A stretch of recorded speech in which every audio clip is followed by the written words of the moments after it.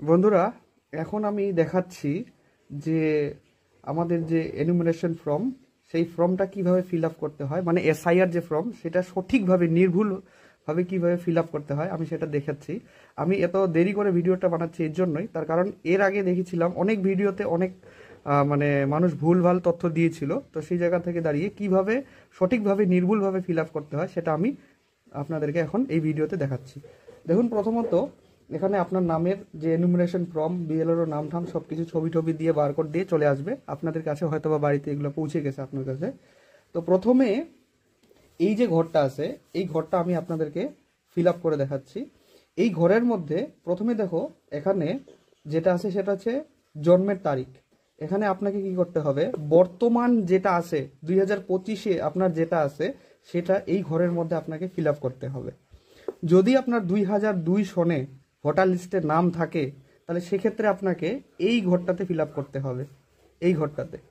আর যদি আপনার ভোটার লিস্টে 2002 সনে নাম না থাকে তাহলে সেক্ষেত্রে আপনাকে এই ঘরটাকে ফিল আপ করতে হবে। তো এই যে যার ফর্মটা আমি এই মুহূর্তে ফিল আপ করছি, ওনার 2002 সনে ভোটার লিস্টে নাম নেই। তো সেক্ষেত্রে আমি এখন আপনাদেরকে ফিল আপ করে দেখাচ্ছি। তো বন্ধুরা দেখো, আমি এটা ফর্মটা ফিল আপ করে নিলাম।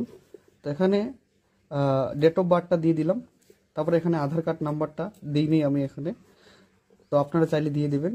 তারপরে এখানে মোবাইল নাম্বারটা দিয়ে দেবেন। তারপরে এখানে ওনার পিতার নাম আমি দিয়ে দিয়েছি এখানে। তারপরে এখানে ওনার পিতার যে এপিক নাম্বার বা ভোটার নাম্বার, সেই ভোটার নাম্বারটা দিয়ে দিয়েছি। তারপরে ওনার মায়ের নাম দিয়েছি এখানে, ওনার মায়ের এপিক নাম্বার দিয়েছি এখানে। তারপরে ওনার স্বামীর নাম দিয়েছি এখানে, ওনার স্বামীর এপিক নাম্বার দিয়েছি এখানে। এবার যেহেতু ইনি 2002 সনে বা ভোটার লিস্টে নাম নেই, সেহেতু ইনার বাবার দিয়ে ইনি কি আছে উঠবে, মানে 2026-এর ভোটে। তো সেক্ষেত্রে ওনার বাবার নাম দিয়েছি প্রথমে, তারপরে ওনার বাবার এপিক নাম্বার দিয়েছি, ভোটার নাম্বার। তারপরে ওনার বাবার যে বাবা, এখানে কিন্তু অনেক মানুষ ভুল করে দিচ্ছে, ইনার সঙ্গে এই সম্পর্কটাকে ম্যাচ করে দিচ্ছে।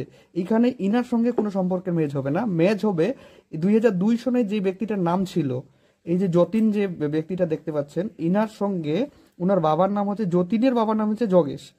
তো এখানে আমি যোগেশ দিয়েছি আর এপিক নাম্বার দিয়েছি। তো সেক্ষেত্রে এখানে উনার বাবা অর্থাৎ যতীনের বাবা হচ্ছে যোগেশ, তাই এখানে ফাদার লিখেছি আমি। ওকে।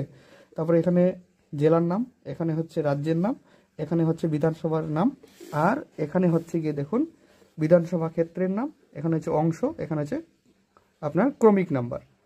তো এইভাবে আপনারা ফিল আপটা করবেন, তাহলে কিন্তু আপনার কোনো রকমের ভুল হবে না। আর অবশেষে এখানে একটা স্বাক্ষর করবেন বা সই করবেন,